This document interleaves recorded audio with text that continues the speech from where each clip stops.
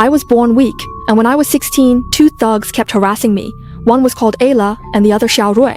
I didn't dare tell my parents, afraid that if they found out, those two would only get worse. That's why I really hated walking to school. Actually, it was mainly out of fear, because they would always block my way and bully me, even robbing me of my money.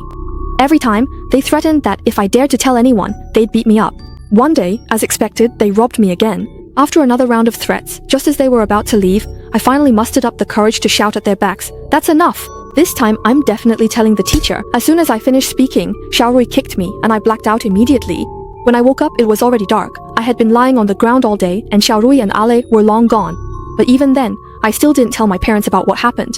The next day, I actually woke up feeling pretty happy, because it was the weekend, and I wouldn't have to face Xiao Rui and Ale. Just then, someone knocked on the door. I opened the door, and to my surprise, it was Xiao Rui and Ale. They both had an unpleasant smell about them. Xiao Rui spoke coldly, telling me to go with them. They said they wanted to treat me to a meal to apologize for what they'd done before. It wasn't really about the apology for me. I was just starving at the time, so I went with them. I thought we were going to a restaurant, but instead, we ended up at the bridge where they used to block my way. They stood in front of me, glaring at me fiercely. To be honest, more than their menacing stares, what scared me most at that moment was the smell coming from them. It was like the stench of a corpse. So disgusting it made me want to throw up. I was forced back to the edge of the bridge, and by chance, I caught a glimpse of a scene. Xiao Rui and Ale's bodies were actually lying under the bridge, their necks broken.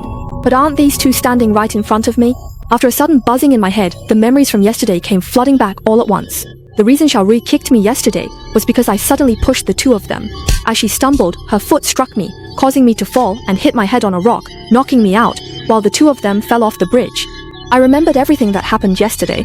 I turned to look at Xiao Rui and Ale in front of me. They were closing in on me step by step. Then, in perfect unison, they twisted their own necks and charged at me.